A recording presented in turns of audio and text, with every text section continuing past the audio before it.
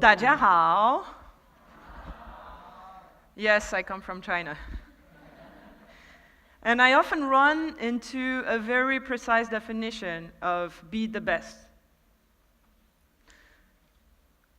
Be the number one in your class, get full score at the high school exam, enter the highest universities, get a very good job in a Fortune 500 company, but above all, make a lot of money. This puts a lot of pressure on the ones who are trying to achieve that goal. And who are the ones who really become the best? Not so many are number one. So many are frustrated. And how about the ones who are actually the number ones? Did they enjoy the process on the way? We very often talk about setting up 5-year plans, 10-year plans, get a dream, stick to it, persevere. I never had any of this. I was actually pretty much of a failure as a child. I was very shy, introvert. I had a hard time learning how to read and write.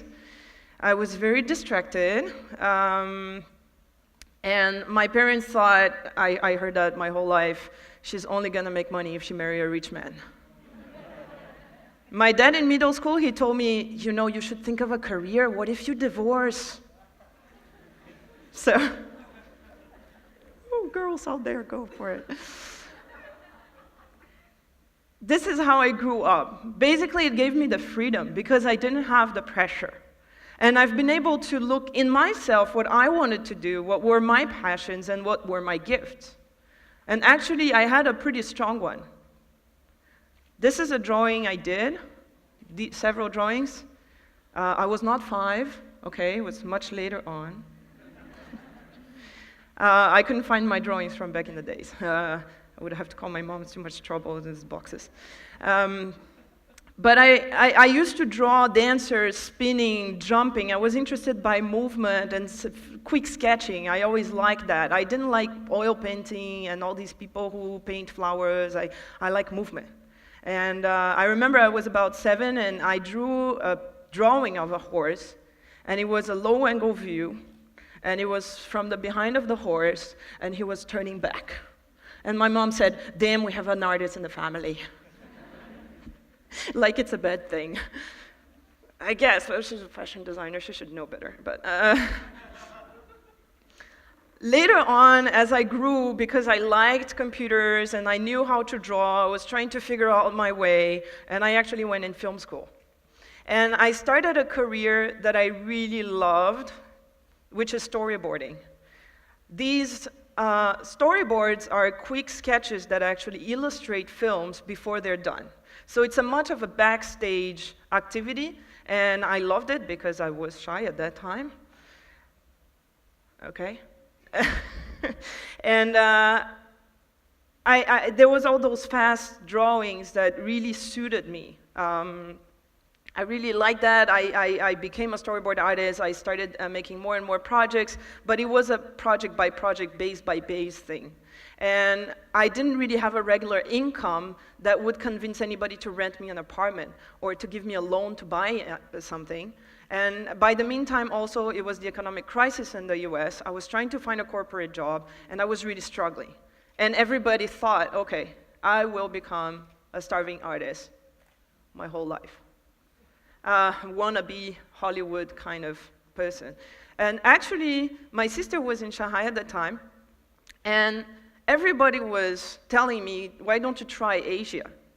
I helped her out on a video for a project with this big company called Crystal CG. And I really liked the company. They had worked on Expo, on Olympics. And I asked them, do you have a job for me? And they said, no, we don't, but we actually enjoy working with you. So maybe we can create something. So sometimes it's about daring. I want to make a little parenthesis here, a little note on career in advertisement in the creative industry. Usually you start up as an intern, and then you move to designer, art director, assistant creative director, and then creative director. That whole thing might take several decades. This was my business card in my first job in China. Is it coming? Yeah. Senior creative director. It was almost like a joke when they asked me during the interview, what title do you want? And it was wonderful. They gave me this team of 24 people that were able to create in 3D whatever I had in mind, because it was the biggest computer graphics company in China. And it was a very fulfilling job, and we did wonderful things, because I actually entered the medical department. So a little note here that we shouldn't sometimes care so much about the degree, the money, the title, and we should think about other things that we're running after. Is it the joy, the fulfillment, and all these other things that actually will make you happier and actually will make you a better person? Some of the projects that I worked on, this is a campaign that went out on big videos, on big buildings out of Shanghai, educating the public about the dangers of AIDS and HIV. And we did it metaphorical enough so the adults would get the message, but not the children. This is a project that I did, interactive design again, how to use our new technologies for better and for a good education. Gamification for children, teaching them what are electric cars and what are the advantages of it for the environment. This company was so big that one day SADA, Shanghai Arts and Design Academy, called my boss to build a program in their own school in digital arts. And this program was going to be called Crystal Academy. My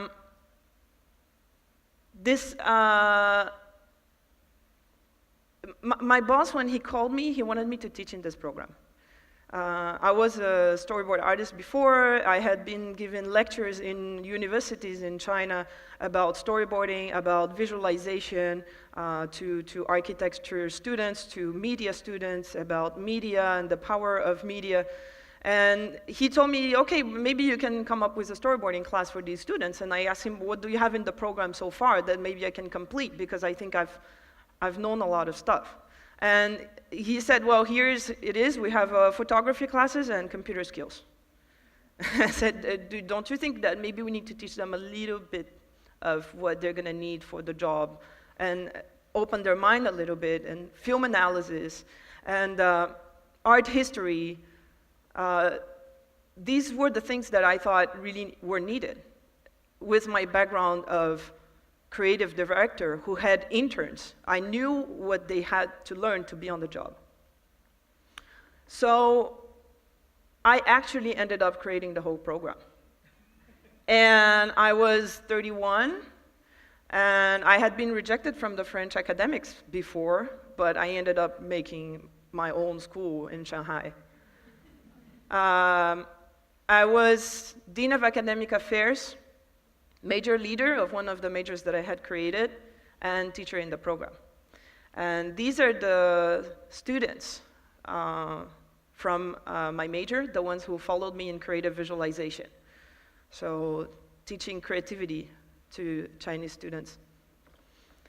We were very close. This is us actually at KTV. Because everything ends up in KTVs, right? China or Asia. Anybody here wants to hear me sing? Wait. We were very close, and this is how they've been able to learn, because they were, we had a common trust that we were sharing. They were experiencing things. They were seeing me, the projects that I had done at work, case analysis, observation, and I hope that I've been able to pass them on enough lessons of life, but I'm actually very proud of what they became. Very fulfilled and happy, creative people and creative grown-up adults. This is Kevin. He actually was texting me last week how he became an animator in a small studio, and how happy he is to have discovered this, because he never knew he would actually ever like doing animation. Vanessa, she entered publicist for an agency.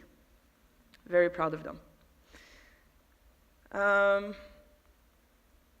I actually myself, after the school, entered for a advertising agency, Havas. Maybe you heard of it. It's one of the top 10.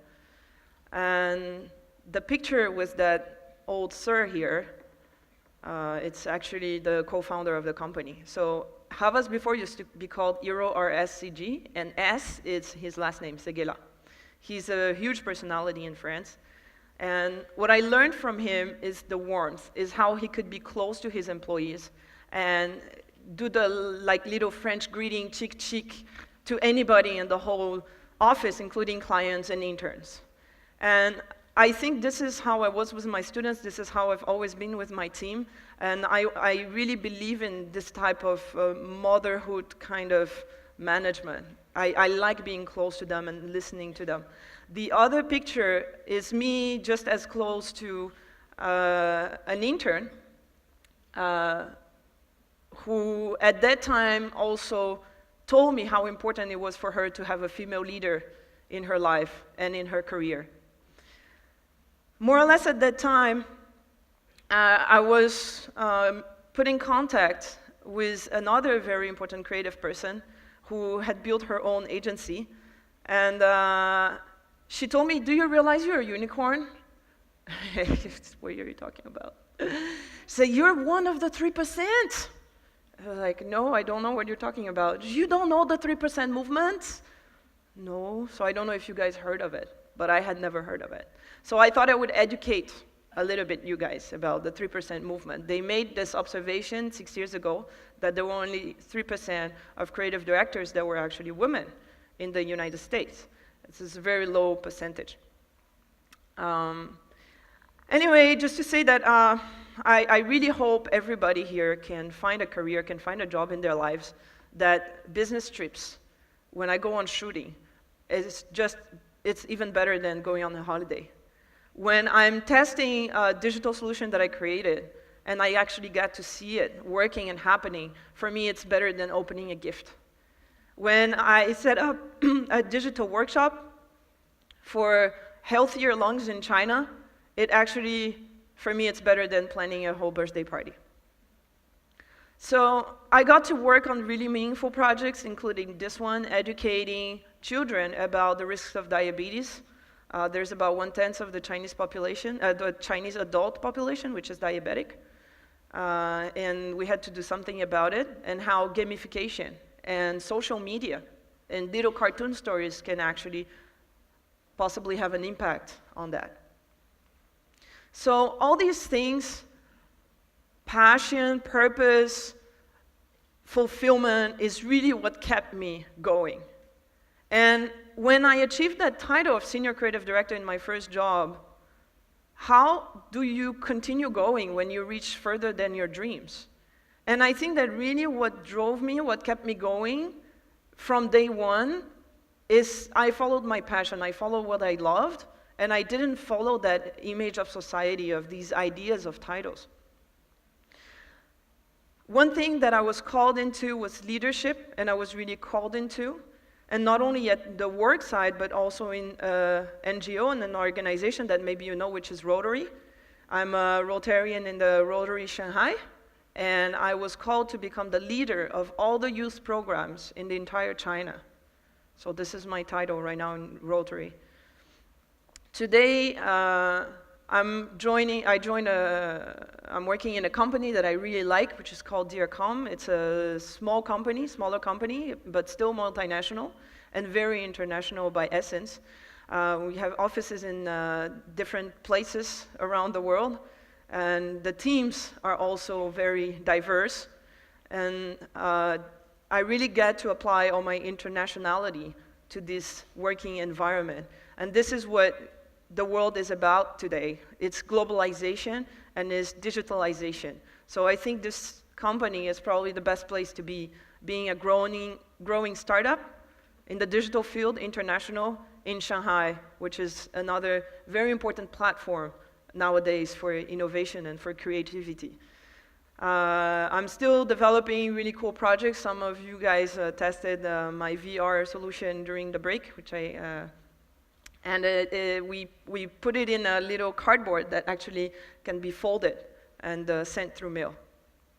So, as a conclusion, I think it's important when we're trying to think what we want to become to remember that we were from the beginning. And what have we been through? What are the experiences that made us grow? The good ones and the bad ones. What is our environment? And adapt to it. But that really, the essence is there. You don't have to reinvent everything. And sometimes people have blockages in their mind. They think that they're not going to be able to make it. But why don't you test those blockages? Why don't you go and try?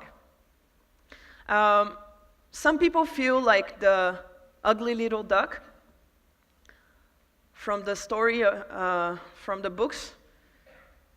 Who here feels like the ugly little duck, or have felt like an ugly little duck, maybe? I can see your true colors shining through. I can see your true colors, and that's why I love you. So don't be afraid to let them show your true colors. True colors are beautiful like a rainbow.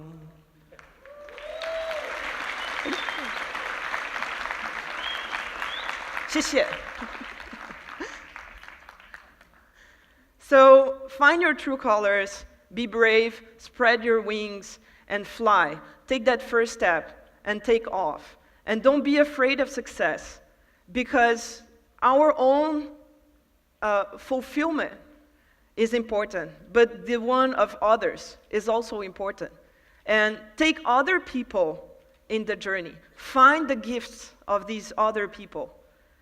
Make sure that they find themselves and lead them the way.